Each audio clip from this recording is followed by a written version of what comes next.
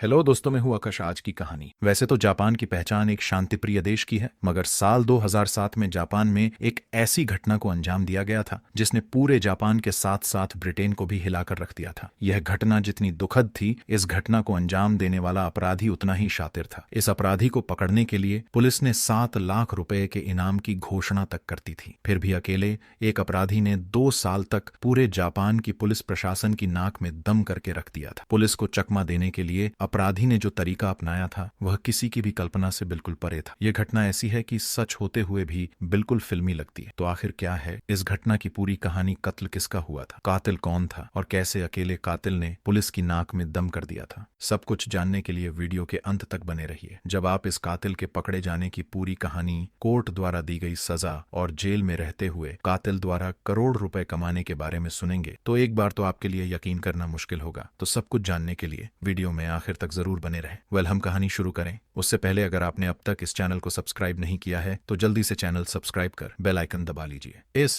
पूरी घटना की कहानी के बारे में जानने से पहले कहानी के 2 अहम किरदारों के बारे में जानना बहुत जरूरी है। इस कहानी की पहली अहम किरदार लिंडसे एन हॉकर नाम की लड़की है। लिंडसे हॉकर का जन्म 30 दिसंबर 1984 को इंग्लैंड में हुआ था। इनके पिता का नाम बिल हॉकर और मां का नाम जूलिया हॉकर था। लैंडसे के जन्म के बाद इसके माता पिता कमेंट्री नाम की जगह पर रहने जाते हैं। यहीं पर लिंडसे की पढ़ाई लिखाई शुरू होती है। लिंडसे पढ़ाई में काफी अच्छी थी, इसलिए इनका एडमिशन इंग्लैंड की सबसे अच्छी यूनिवर्सिटी में, यूनिवर्सिटी ऑफ लीड्स में होता है। यहाँ से बायोलॉजी में 2006 में ग्रेजुएशन की डिग्री हासिल करती है। लिंडसे होकर मार्शल आर्ट की भी ट्रेनिंग लेती है। ग्रेजुएशन की डिग्री पूरी करने के बाद इंग्लैंड से होकर मास्टर डिग्री हासिल करना चाहती थी, मगर उससे पहले वो जिंदगी में कुछ नया करने का फैसला करती है और इसी के तहत वो बतौर इंग्लिश टीचर जापान जाने का फैसला करती है। वो जापान के कई नामी इंस्टीट्यूट में इंटरव्यू देती है। यहाँ उनका सिलेक्शन जापान के सबसे बड़े प्राइवेट इंग्लिश टीचिंग इंस्टीट्यूट नोवा में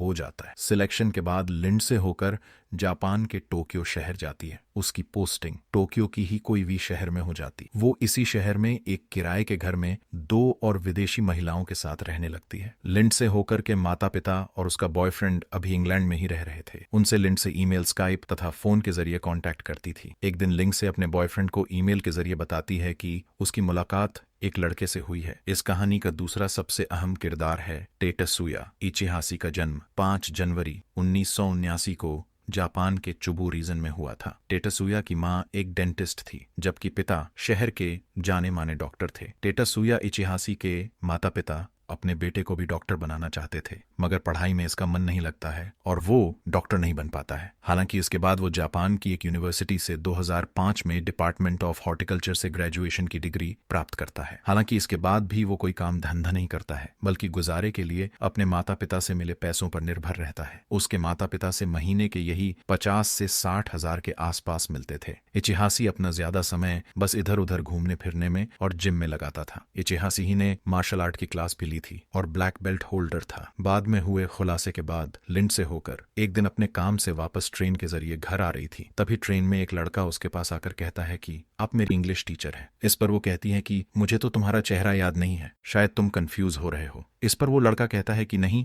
मेरा नाम टेटसुया इचिहासी है। शायद आपको याद नहीं, लेकिन आप मुझे इंग्लिश पढ़ाते हैं। इसी के बाद इन दोनों में बातचीत शुरू हो जाती है। यहाँ लिंडसे होकर से टेटसुया इचिहासी ही कहता है कि मैं क्लास में आपसे तो इंग्लिश की क्लास ले ही रहा हूँ, मगर मैं चाहता हूँ कि आप मुझे स्पेशल क्लास भी दे दो ताकि मेरी इंग्लिश कुछ ज्यादा बेहतर हो जाए। लिंडसे होकर समय की कीमत का हवाला देते हुए ऐसा करने से मना कर देती है। इस पर वो लड़का लिंडसे होकर से बहुत ज्यादा रिक्वेस्ट करने लगता है और कहता है कि आप मुझे कम से कम हफ्ते में 2 से 3 घंटे की ही क्लास दे दिया करें। मैं आपको फीस के तौर पर 1 घंटे का $35 दूंगा। यह ऑफर लिंडसे होकर के लिए बहुत अच्छा था, इसलिए वो क्लास देने के लिए राजी हो जाती है, मगर कहती है कि मैं तुम्हारे घर पर नहीं बल्कि दूसरी जगह क्लास दिया करूंगी। इस तरह दोनों के बीच तय होता है कि क्लास शहर की एक बड़े कैफे में होगी। इसी बातचीत के बाद लिंडसे होकर का स्टेशन आ जाता है और वो उतर जाती है तथा पार्किंग से अपनी साइकिल लेकर अपने घर की तरफ जाने लगती है। अभी वह कुछ ही दूर जाती है कि नोटिस करती है कि उसके पीछे पीछे वो लड़का भी आ रहा है जो अभी अभी उससे ट्रेन में मिला था। लिंडसे होकर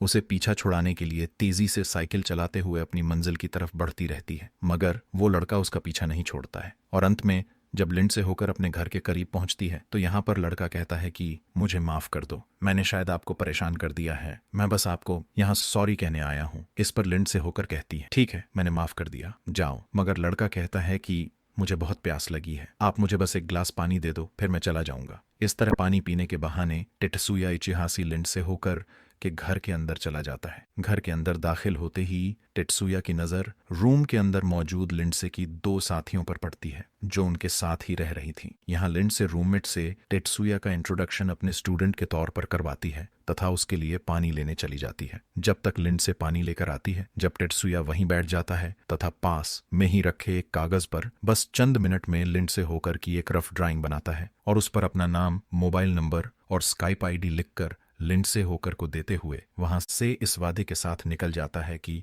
लिंडसे वादे के मुताबिक उसे इंग्लिश सीखने आएंगे। इसी के बाद शनिवार 24 मार्च 2007 को दिन के लगभग 2 बजे के आसपास लिंडसे होकर और टेटसुया इचिहासी शहर के कैफे में मिलते हैं। यहाँ लिंडसे लगभग 1 घंटे टेटसुया को इंग्लिश बताती है। पढ़ाई खत्म करने की बारी आती है तो टेटसुया घबराकर लिंडसे को कहता है कि मैं तो पैसे अपने घर पर भूल गया हूँ, अगर तुम बुरा ना मानो तो मेरे साथ चलो, मैं वहीं पर तुम्हें पैसा दे दूंगा। लिंडसे साथ जाने के लिए तैयार हो जाती है। दोनों एक टैक्सी किराए पर लेते हैं और वहां से निकल जाते हैं। थोड़ी देर में ये दोनों फ्लैट पर भी पहुंच जाते हैं। यहाँ लिंडसे तुरंत कहती है कि तुम यहाँ मुझे पैसे ला कर दे दो, मगर किसी तरह लिंडसे को अपने घर के अंदर चलने के लिए मना लेता है। घर के अंदर जाने से पहले लिंडसे टैक्सी ड्राइवर से कहती है कि आप यहीं पर इंतजार करो, मैं थोड़ी देर में आ जाऊंगी। इतना कहने के बाद दोनों एक साथ घर के अंदर चले जाते हैं। इधर टैक्सी ड्राइवर घर के बाहर इंतजार करता रहता है। इंतजार करते हुए 7 मिनट बीत जाते हैं मगर लिंडसे होकर वापस नहीं आती। तब टैक्सी ड्राइवर बिना किसी को कुछ बताए वहां से निकल जाता है। अब तक शाम हो चुकी थी। लिंडसे होकर की रूममेट्स इंतजार कर रही थे कि वह अब लौटेगी तो तब लौटेगी, मगर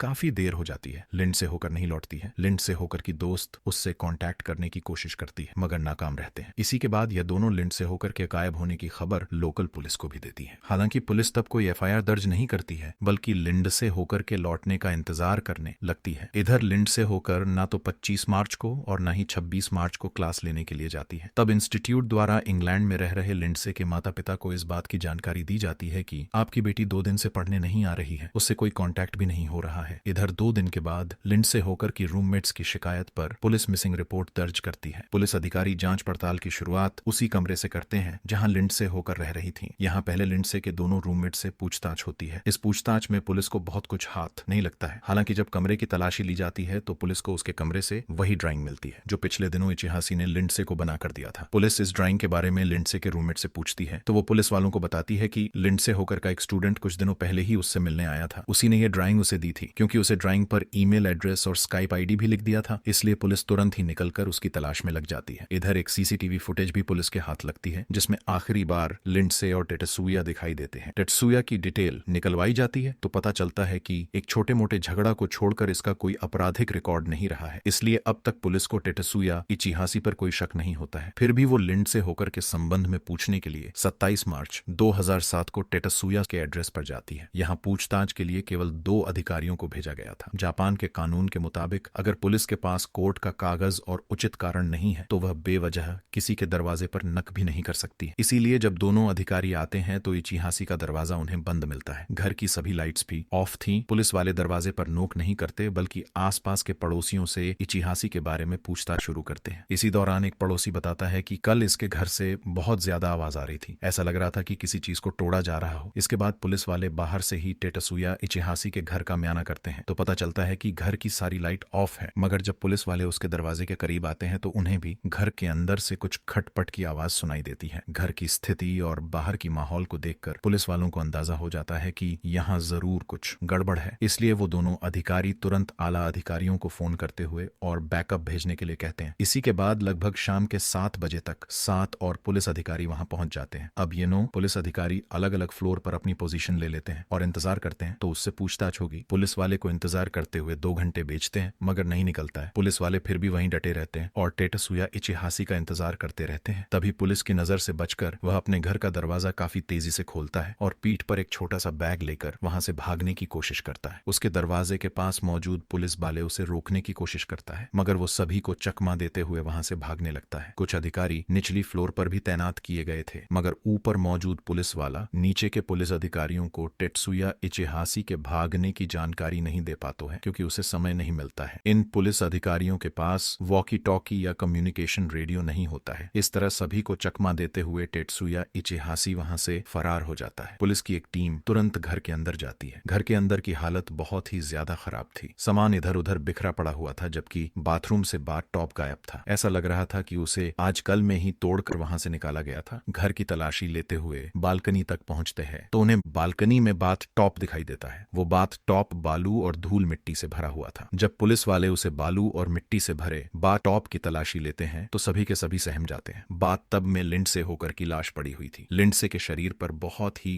गहरे जख्म के निशान थे। उसके सर के बालों को पूरी तरीके से शेव कर दिया गया था। उसमें बालू और धूल मिट्टी के अलावा कई तरह के डीकंपोजिंग एलिमेंट्स भी मिले हुए थे। यह डीकंपोजिंग एलिमेंट शव को जल्द से जल्द नष्ट करने के लिए रखे गए थे। अब तक पुलिस को इतना तो समझ आ गया है तथा वहां से भाग निकलने में टेत्सुया इचिहासी कामयाब हो गया है। अब पुलिस बड़े पैमाने पर टेत्सुया इचिहासी की तलाश शुरू कर देती है। शहर में टेत्सुया इचिहासी के पोस्टर लगा दिए जाते हैं। पुलिस ताबड़तोड़ छापेमारी करती रहती है मगर कहीं भी कोई कामयाबी नहीं मिलती है। इसी बीच 29 मार्च 2007 को पुलिस वालों को टेत्सुया इचिहासी अपार्टमेंट के पीछे एक बड़ी सी शॉपिंग ट्रॉली मिलती है। जांच में खुलासा होता है कि इस ट्रॉली का उपयोग लिंडसे होकर के शव को नष्ट करने के लिए, मिट्टी के थैले को लाने के लिए किया गया है। पुलिस अभी यहाँ जांच कर ही रही थी कि तभी उन्हें कहीं से खबर मिलती है। होटल में देखा गया है इस गुप्त सूचना के आधार पर 20 पुलिस वालों की एक टीम बनाई जाती है तथा यह सभी ईस्ट टोक्यो में मौजूद लव होटल पर छापेमारी करते हैं। मगर पुलिस की मेहनत बेकार जाती है क्योंकि वहां से टेत्सुया इचिहासी पहले ही फरार हो चुका होता है। पुलिस वाले पहले से कहीं बड़े पोस्टर छपवाकर शहर में लगवाना शुरू कर देती है। साथ ही टेत्सुया इचिहासी की कोई भी खबर देने वाले को लगभग 6 लाख के इनाम देने की घोषणा कर देती है। काफी कोशिशें के बाद भी टेत्सुया इचिहासी का कोई अता पता नहीं चलता है। इसका नतीजा होता है कि 2008 की शुरुआत में ही केस की जांच लगभग रुक जाती है। इस केस को जबरदस्त मीडिया कवरेज भी मिल रहा था और लोगों की हमदर्दी लिंडसे के साथ थी, इसलिए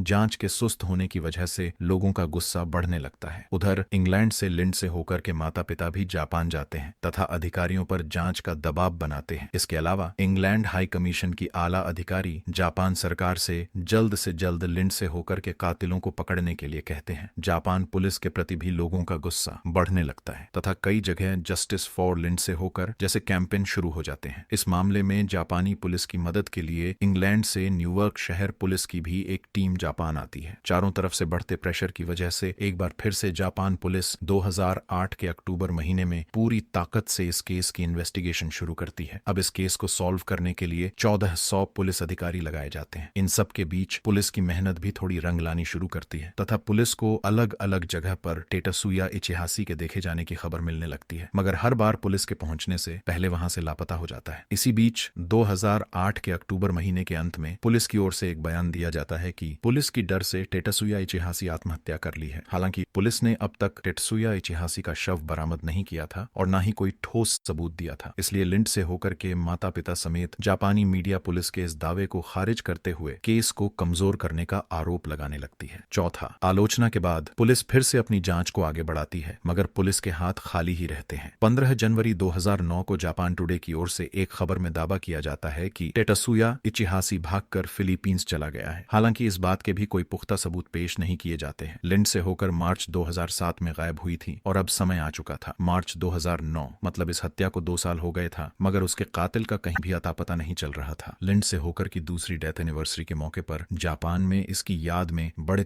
तौर पर कार्यक्रम आयोजित किए जाते हैं। अब एक बार फिर से जब पुलिस पर दबाव बढ़ता है तो वो नए सिरे से जांच की शुरुआत करते हुए जापान के कई बड़े शहर में टेत्सुया इचिहासी के लाइफ साइज कटआउट लगवा देती है। इतना ही नहीं, 26 जून 2009 को जापानीज नेशनल पॉलिसी एजेंसी की ओर से टेत्सुया इचिहासी की खबर देने वाले के लिए इनाम की राशि भी बढ़ाकर 6 लाख से लगभग 60 लाख कर दी जाती है। यहाँ पुलिस की यह तरकीब थोड़ी काम कर जाती है। एक दिन जापान के नागोया शहर का एक प्लास्टिक सर्जन पुलिस वालों को बताता है कि शायद मैंने इस लड़के की प्लास्टिक सर्जरी की है। डॉक्टर बताता है कि कुछ महीने पहले नागोया क्लिनिक पर यह लड़का आया था जिसने प्लास्टिक सर्जरी के जरिए अपनी नाक थोड़ी ऊपर उठवाई थी। इसके अलावा उसने अपने गला पर मौजूद 2 तिल को हटवाने के साथ साथ अपनी आईलेट्स फोल्ड करवाई थी, अपनी लिप्स की मोटाई को भी बढ़ाया था। यहाँ डॉक्टर पुलिस वालों को सर्जरी से पहले तथा सर्जरी के बाद ली गई तस्वीर दिखाता है। इन तस्वीरें को देखकर पुलिस पूरा माजरा समझ जाती है कि कैसे पुलिस की पकड़ से बचने के लिए टेटसुया इचिहासी ने प्लास्टिक सर्जरी के जरिए अपना चेहरा बिगाड़ लिया था। अब पुलिस द्वारा पूरे शहर में टेटसुया इचिहासी का प्लास्टिक सर्जरी के बाद वाला फोटो लगवा दिया जाता है। इसी के कुछ दिनों बाद शहर में टेटसुया इचिहासी के बड़े बड़े बैनर देखकर एक मजदूर पुलिस वालों को खबर देता है कि इसी से मिलता जुलता लड़का उसकी साइट पर भी काम करता है। इन सब सूचनाओं के आधार पर पुलिस वाले बड़ी ही सावधानी से टेटसुया इचिहासी की स्थिति का पता लगाती है और फाइनली 10 नवंबर 2009 को ओसाका के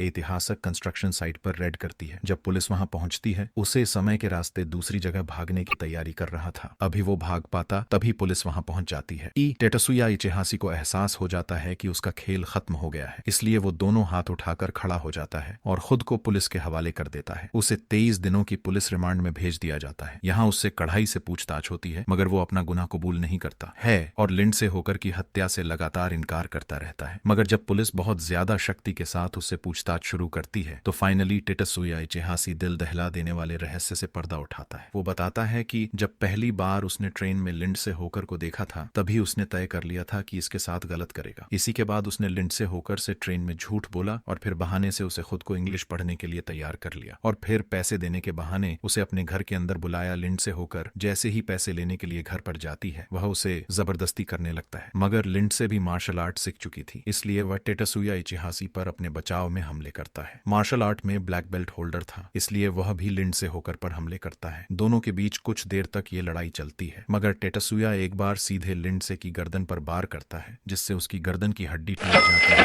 और वो नीचे गिर जाती है। इसी के बाद बड़ी बेरहमी से वो लिंडसे होकर के साथ बलात्कार करता है। इसी दौरान गला दबाकर उसकी हत्या भी कर देता है। हत्या करने के बाद वो शव को बाथरूम में छुपा देता है, जहां से वह मिट्टी और बालू के साथ साथ डिकम्पोजिंग एलिमेंट खरीद कर लाता है। सभी सामान लाने के बाद वो पहले तो लिंडसे होकर के सभी सामान को नष्ट करता है, फिर उसके सर के बाल निकालता है, चलकर शव को उठाकर बाथ टॉप में रखता है और फिर मिट्टी तथा बालू के साथ साथ उसमें डिकम्पोजिंग एजेंट्स मिला देता है। इसके बाद वो बाथ टब को खींचकर बालकनी में ले आता है और वहीं रख देता है। उसी शाम जब वो भागने की तैयारी कर रहा था, तभी पुलिस वहां आ जाती है। हालांकि पुलिस के आने के बावजूद वो भागने में कामयाब रहता है। भागते हुए वो पहले एक शहर से दूसरे शहर तक जाता रहता है और फिर प्लास्टिक सर्जरी कर अपना चेहरा बिगाड़ने का फैसला करता है ताकि पुलिस उसे पहचान ना पाए। एक डॉक्टर का बेटा होने के नाते उसे प्लास्टिक सर्जरी के बारे में अच्छे से मालूम था, इसलिए वो आसानी से प्लास्टिक सर्जरी करवा लेता है और बचकर रहने में कामयाब हो जाता है। टेटसुया इचिहासी द्वारा अपना गुनाह कबूल किए जाने के बाद उसे पर लिंडसे होकर के अपहरण, बलात्कार और हत्या का मामला दर्ज कर लिया जाता है। इस मामले की सुनवाई डिस्ट्रिक्ट कोर्ट में शुरू होती है। यहाँ टेटसुया इचिहासी के वकील की ओर से दलील दी जाती है कि टेटसुया इचिहासी में लिंडसे होकर की जानबूझकर जान नहीं ली है, बल्कि गलती से उसकी जान चली गई। टेटसुया इचिहासी कहता है कि उसने रेप करते समय अपने हाथों से लिंडसे होकर की नाक और मुंह बंद कर दिया था ताकि वो मदद के लिए चिल्ला ना सके। अगर इसी बीच सफोकेशन से उसकी जान चली गई। कोर्ट में लिंडसे होकर के वकील की ओर से फांसी की सजा देने की मांग की जाती है, लंबे समय तक रहती है। इसी बीच सितंबर 2010 में छापने वाले कुछ न्यूज़पेपर के माध्यम से लिंडसे होकर के माता पिता से अपने लड़की के लिए सार्वजनिक रूप से माफी मांगता है। इतना ही नहीं, जेल में रहते हुए टेटसुया इचिहासी एक किताब भी लिखता है, जिसमें वो बताता है कि कैसे वो पहली बार लिंडसे होकर से मिला और कैसे उसने उसकी हत्या कर दी। इसके अलावा उसने इस किताब में बताया कि कैसे वो 2.5 साल तक भागते हुए अपनी जिंदगी बिताता रहा और कैसे प्लास्टिक सर्जरी करवाई। जनवरी 2011 में ये बुक रिलीज होते ही बहुत ज्यादा बिकती है और देखते ही देखते बेस्ट सेलिंग बुक भी बन जाती है। वो किताब की बिक्री से जेल में रहते हुए करोड़ों रुपए कमाता है। हालांकि टेटसुया इचिहासी अपनी लिखी इस किताब से होने वाली पूरी कमाई लिंडसे होकर के माता पिता को देने का ऑफर देता है, मगर लिंडसे होकर के माता पिता इस ऑफर को ठुकरा देते हैं। 2013 में जापान में एक फिल्म भी बनती है। इन सभी के बीच मामले की भी सुनवाई कोर्ट में चलती रहती है। फाइनली 21 जनवरी 2011 को शिवा डिस्ट्रिक्ट कोर्ट की ओर से लिंडसे होकर की हत्या करने के लिए उम्र कैद की सजा सुनाई जाती है। इस सजा का विरोध करते हुए लिंडसे होकर के माता पिता कोर्ट से टेटसुया इचिहासी को फांसी की सजा देने की मांग करते हैं, मगर कोर्ट फांसी की सजा को बहुत ज्यादा सख्त सजा मानते हुए फांसी की सजा देने से इनकार कर देते हैं। कोर्ट की ओर से कहा जाता है कि फिलहाल टेटसुया इचिहासी की उम्र 32 साल है और संभव है कि वह आगे सुधर सकता है, इसलिए उसे एक मौका जरूर देना चाहिए। कोर्ट की टिप्पणी की काफी आलोचना होती है। लोगों का कहना था कि जब 33 साल के बेरहम कातिल टेटसुया इचिहासी का फ्यूचर है तो क्या मरने वाली 22 साल की लिंडसे होकर का कोई फ्यूचर नहीं था? क्या उसके फ्यूचर की कोई वैल्यू नहीं थी? कोर्ट इन दलीलों को नजरअंदाज करते हुए टेटसुया इचिहासी की उम्र कैद की सजा को बरकरार रखता है। फिलहाल टेटसुया इचिहासी जेल में अपनी उम्र कैद की सजा काट रहा है। दोस्तों, टेटसुया इचिहासी को कोर्ट द्वारा दी गई इस सजा पर आपकी क्या राय है? कमेंट बॉक्स में जरूर बताएं। चैनल को सब्सक्राइब कर लें, बेल आइकन दबाकर